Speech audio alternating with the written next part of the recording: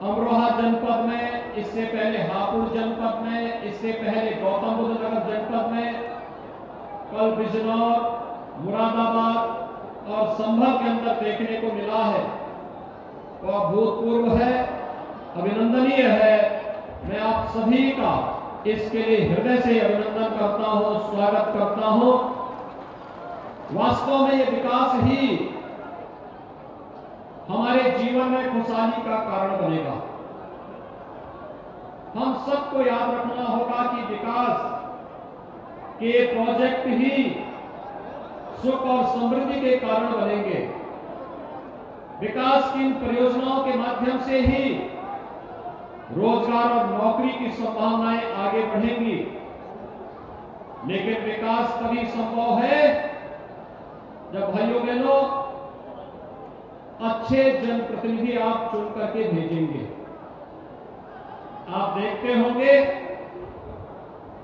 कि धनौरा से, नौगांवा सादात से, हसनपुर से हमारे विधायक मेहनत करते हैं, लगातार प्रयास करते हैं, विकास की एक एक परियोजना को लेकर के चिंता करते हैं।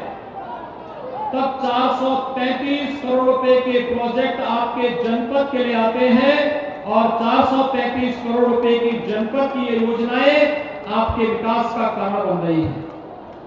लेकिन क्या समाजवादी पार्टी की सरकार के समय, क्या सरकार और क्या उस समय उनके जनप्रतिनिधि भी ऐसी चिंता करते थे? नहीं, उनको विकास से कोई लेना देना नहीं था। वहां पर तो मैं और मेरा विकास पर सब व्यक्ति सीमित था। किसी जनपद में कोई विकास की योजना आती थी, बंदरगांठ होने लगती थी, जनता तक वो पहुंचता ही नहीं था।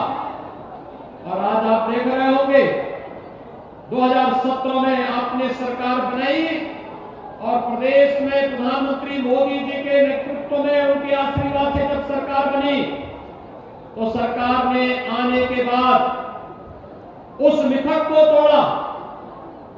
पहले कहा जाता था जहां से गड्ढे प्रारंभ हो पता लगा कि उत्तर प्रदेश प्रारंभ हुआ। सायकाल जहां से अंधेरा प्रारंभ हो वहां से उत्तर प्रदेश की सीमा प्रारंभ मानी जाती थी।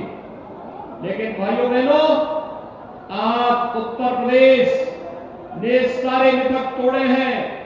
अब उत्तर प्रदेश की कनेक्टिविटी 4 लेन के साथ, जनपद मुख्यालय 4 लेन के साथ, गांव में सड़कों के सुदृढ़ीकरण का कार्य युद्ध स्तर पर चल रहा है और बिजली भी भरपूर मात्रा में गांव गांव में देने का प्रयास सरकार ने की है और 2017 से अनवरत इस कार्रवाई को आगे बढ़ाया है।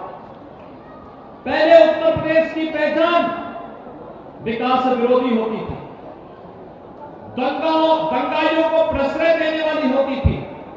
पहले उत्तर प्रदेश की पहचान भ्रष्टाचार से युक्त व्यवस्था के साथ जुड़ती थी।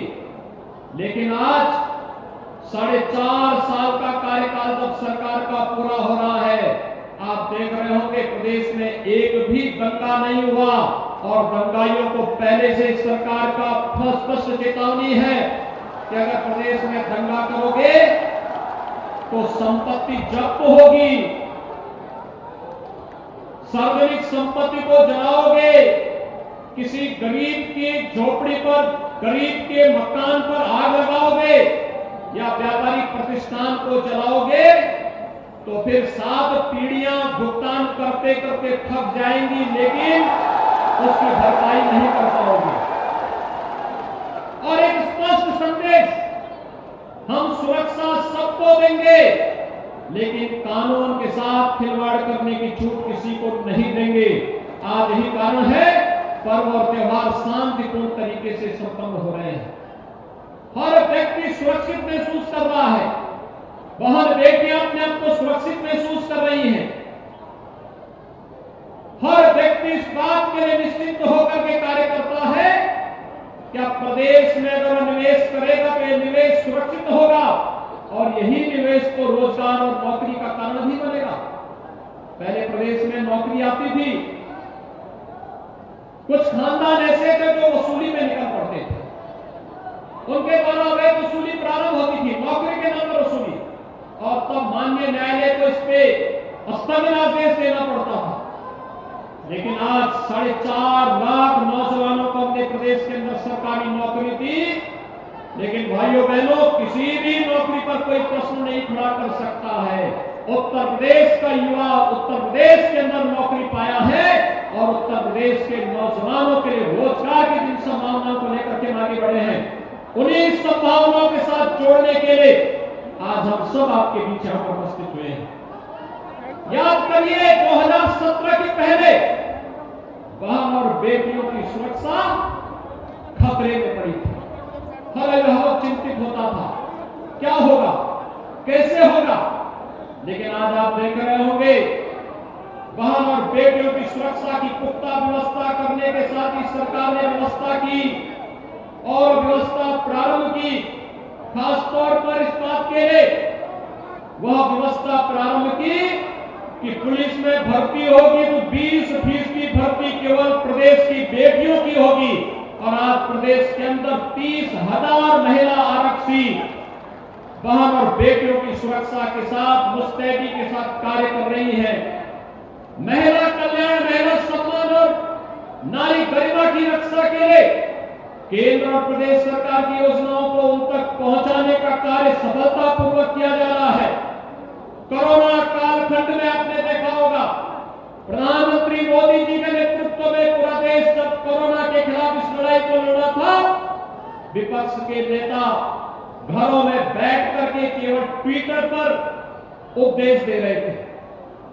इनमें कोई भी व्यक्ति सेवा भाव के लिए जनता को बचाने के लिए आगे नहीं आया।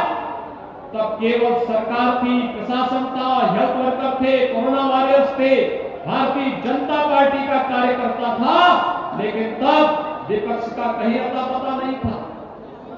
जनधन अकाउंटधारी के खाते में पैसा देना, वृद्धावस्था पेंशन, निराश्रित महिला पेंशन धारकों के खाते में पैसा देना, किसान सम्मान निधि को समय से किसान भाइयों तक पहुंचाना, या फिर हर गरीब को फ्री में राशन देने का कार्य हो, यह कार्य अगर किसी ने किया है तो भारतीय जनता पार्टी के नेतृत्व की केंद्र और प्रदेश सरकार ने किया है।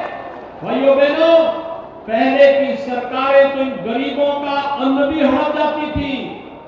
आज सरकार इन गरीबों तक उनका अधिकार दिलाने का कार्य कर रही है और किसी भी लोक कल्याणकारी सरकार को इसी दृष्टि से कार्य करना चाहिए और इसी पर आपका जो कार्यक्रम चल रहा है, मैं तो आज आप सबको धन्यवाद देने के लिए आया हूं। आपने जिला पंचायत अध्यक्ष भारतीय जनता पार्टी के प्रत्याशी को चुनाव जिता करके भेजा। भाइयों बहनों, मैं आपको इस बात के लिए बधाई दूंगा कि ब्लॉक प्रमुख भी हमारे कई कार्यकर्ता बने हैं और ये लोग जो जिला पंचायत अध्यक्ष और ब्लॉक प्रमुख बने हैं, शासन की योजनाओं के साथ जोड़ करके विकास की किरण को घर घर तक पहुंचाने का कार्य करेंगे। आपको इस बात के लिए हम आश्वस्त करने के लिए आज यहां पर आए हैं। जब मैं अमरोहा आता हूं, वास्तव में अमरोहा यहां से अंतर्राष्ट्रीय क्रिकेटर स्वर्गीय चेतन चौहान जी की स्मृतियां भी जुड़ी हुई है। भाइयों बहनों, चेतन चौहान जी के नाम से अमरोहा जनपद के साथ एक पहचान जुड़ जाती थी। खेल प्रेमी हर एक अद्भुत होता था। आज वे हमारे बीच नहीं, लेकिन मैं धन्यवाद दूंगा कि नौगांव सादात में उपचुनाव में आपने श्रीमती संगीता चौहान को यहां की जनता ने भारी बहुमत से विजयी बनाकर के स्वर्गीय चेतन चौहान जी के प्रति अपनी श्रद्धांजलि दी। विकास की अनेक योजनाओं को उन्होंने उस समय आगे बढ़ाने का कार्य किया था और मुझे प्रसन्नता है आज चाहे श्रीमती संगीता चौहान जी हो, चाहे राजीव तरारा जी हो, चाहे महेंद्र खड़गवंशी जी हो, चाहे हमारे व्यस्त जी हो, चाहे वह हमारे जो भी अन्य जनप्रतिनिधि हैं, ढिल्लो जी हैं, ये सभी लोग विकास की योजनाओं को गांव-गांव तक, घर-घर तक पहुंचाने का कार्य कर रहे हैं। ये विकास हम सबके जीवन में ही एक सुख और समृद्धि का कारण बनेगा और इस पर हमें आगे बढ़ना पड़ेगा। मुझे प्रसन्नता है आज वैश्विक स्तर पर अमरोहा एक नई पहचान के साथ आ रहा है। याद करिए, एक जनपद एक उत्पाद में हम लोगों ने अमरोहा के वाद्य यंत्र ढोलक को अपना यहां का पहचान के साथ जोड़ा है। याद करना, ढोलक की थाप जब दी जाती है तो अपना एक नया स्वर ही निकाल करके लोगों को अपने अंदर अपने साथ जोड़ने का कार्य करता है। और आज अमरोहा का एक ढोलक विकास के व्यापक जागरण के अभियान के साथ आगे बढ़ रहा है। यहां का गारमेंट उसकी अपनी एक नई पहचान है, वह तेजी के साथ आगे बढ़ रहा है। हम लोग पिछले दिनों जब मैं यहां पर स्वर्गीय चेतन चौहान जी के साथ आया था, उस समय हम लोगों ने यहां की चीनी मिल को भी देखा था। भाइयों बहनों, 1.5 वर्ष से आपने देखा है कैसे दुनिया वैश्विक महामारी कोरोना कैसे पूरी दुनिया को बेहाल की है, लेकिन देश के अंदर प्रधानमंत्री मोदी जी के नेतृत्व में और उत्तर प्रदेश में आप सबके सहयोग से भारतीय जनता पार्टी की हमारी सरकार जिस प्रतिबद्धता के साथ काम की है, दुनिया के अंदर तमाम चीनी मिलें बंद हो गई। देश के अंदर कई राज्यों ने चीनी मिलें बंद कर दी, लेकिन उत्तर प्रदेश में हमने कोई चीनी मिल बंद नहीं होने दी। हमने कहा जब तक गन्ना किसान भाइयों के खेत में एक भी गन्ना रहेगा तब तक चीनी मिलें चलनी चाहिए, हर हाल में चलनी चाहिए। याद करिए, 2007 से लेकर के 2017 के बीच 95,000 करोड़ रुपए का गन्ना मिले का भुगतान हो पाया था और 2017 से लेकर के अब तक मात्र 4.5 वर्ष में 1,43,000 करोड़ रुपए का गन्ना मूल्य का भुगतान हुआ है। और हमने एक कमेटी भी गठित की है कि गन्ना किसानों के गन्ना मूल्य में वृद्धि की जानी चाहिए, इस पर अविलंब कार्रवाई आगे बढ़नी चाहिए और साथ साथ आने वाले समय के लिए नए सीजन के पहले कैसे गन्ना मूल्य का भुगतान हो, इस पर भी गंभीरतापूर्वक कार्य करने और इस पर आगे की कार्रवाई के लिए विभाग के कहा गया कि इस पर त्वरित निर्णय लेकर कार्रवाई करें। किसान के चेहरे की खुशहाली ही देश की खुशहाली है। पिछली सरकारें आती थी, चीनी मिलों को बंद करती थी। भाइयों बहनों, हमारी सरकार आई, महान किसान नेता चौधरी चरण सिंह जी के कर्म भूमि की चीनी मिल, रमाला चीनी मिल, हम लोगों ने नई चीनी मिल के लिए स्थापित की। प्रदेश की बंद चीनी मिलों को फिर से चलाने का कार्य किया। पिछली सरकारें इनको बेचती थी, इन चीनी मिलों को औने पौने दाम पे बेच देती थी। जो खरीदार होता था इन चीनी मिलों को स्क्रैप के भाव बेच देता था। तबाही किसान की होती थी, तबाही और नौजवानों की होती थी जो उसमें रोजगार और नौकरी के साथ जुड़े हुए हैं। लेकिन आज चीनी मिलें बिकेंगी नहीं, आज चीनी मिलें चलेंगी। हम इथेनॉल के साथ जोड़ रहे हैं, खानसारी उद्योग को मुक्त कर रहे हैं, जिससे हर व्यक्ति अधिक से अधिक रोजगार का भी सृजन हो सके और साथ साथ किसी भी किसान को गन्ना की फसल जलाने की नौबत ना ले पाए। भाइयों बहनों, केंद्र और प्रदेश सरकार किसानों के प्रति पूरी प्रतिबद्धता के साथ कार्य कर रही है। आज आप देख रहे होंगे कैसे सरकार 2017 में आई तो पहली योजना थी 86 लाख किसानों का 36,000 करोड़ रुपए का कर्ज माफी का कार्यक्रम। बिना भेदभाव के किसान का कर्ज माफ किया गया। प्रधानमंत्री किसान सम्मान निधि में हर किसान को जोड़ करके 6,000 रुपए सालाना उनके खाते में हर वर्ष आ रहे हैं। प्रधानमंत्री मोदी जी ने सौगात हर किसान को दी। महिलाओं की सुरक्षा की पुख्ता व्यवस्था करने के वर्तमान में प्रयास हो रहे हैं। क्रय केंद्र स्थापित करके हर एक किसान की उपज को न्यूनतम समर्थन मूल्य देने की कार्रवाई हो रही है।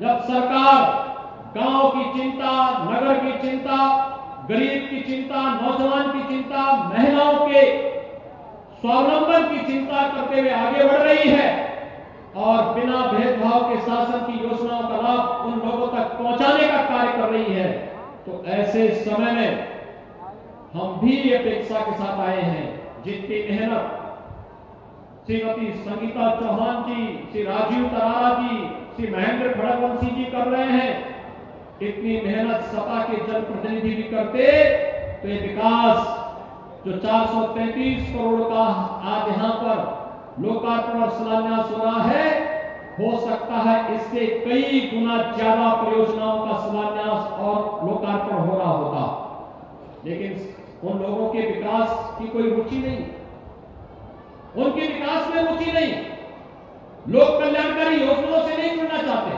आज तो हर गरीब को मकान मिल रहा है, पहले मुख्यमंत्री आते थे अपनी हवेली बनाते थे और आज हर गरीब को मकान दिया जा रहा है। 42 लाख गरीबों को एक एक आवास मिला है, 15 करोड़ गरीबों को फ्री में राशन मिल रहा है,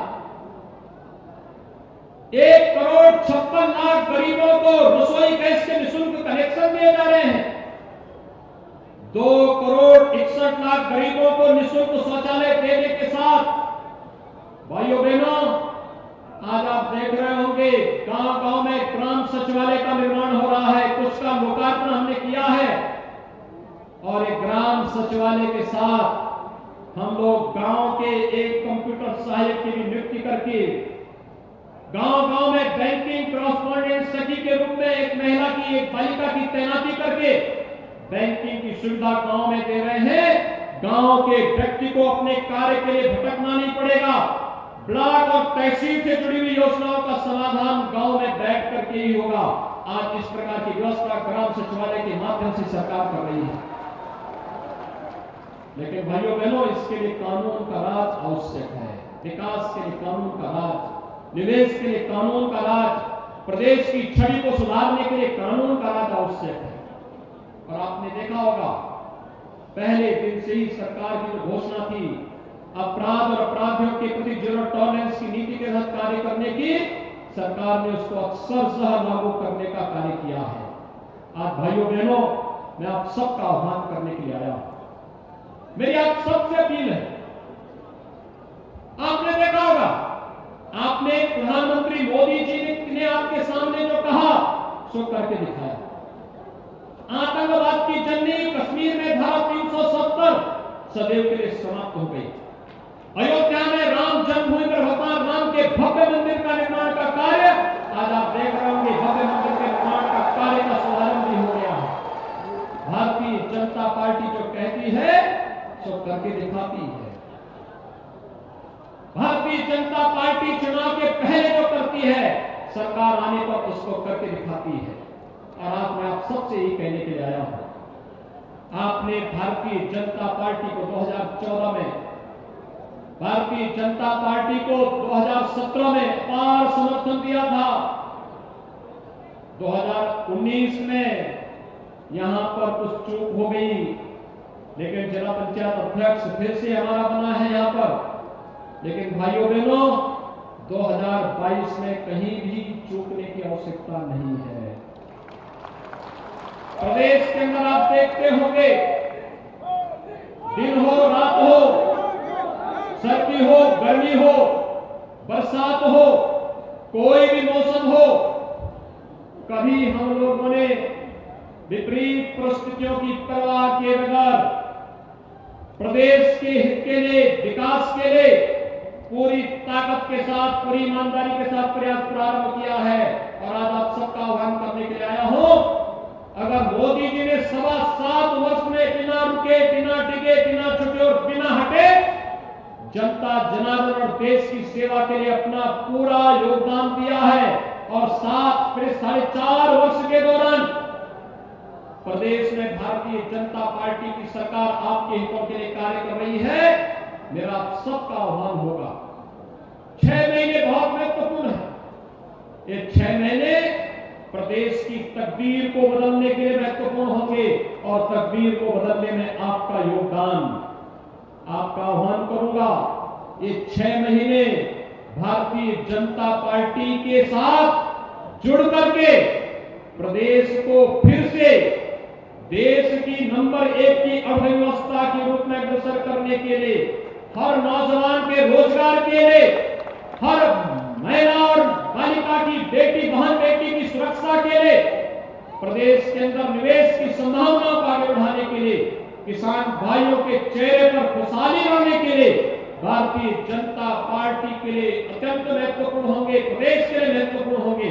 और इसके लिए मैं आह्वान करूंगा कि अगला 6 महीना भारतीय जनता पार्टी को समर्पित करिए और भारतीय जनता पार्टी की बनने वाली सरकार 5 वर्ष तक फिर से अनवरत रूप से दिन रात की चिंता किए बगैर आपके हितों के लिए कार्य करेगी। इस विश्वास के साथ आज यहां पर जितनी भी परियोजनाओं का लोकार्पण और शिलान्यास हुआ है, ये 433 करोड़ रुपए की इन सभी परियोजनाओं के लिए मैं आप सभी को हृदय से बधाई देता हूं, शुभकामनाएं देता हूं और विश्वास व्यक्त करता हूं आप सभी लोग विकास, सुरक्षा और सुशासन के इस मॉडल को घर घर तक पहुंचाने का कार्य करेंगे।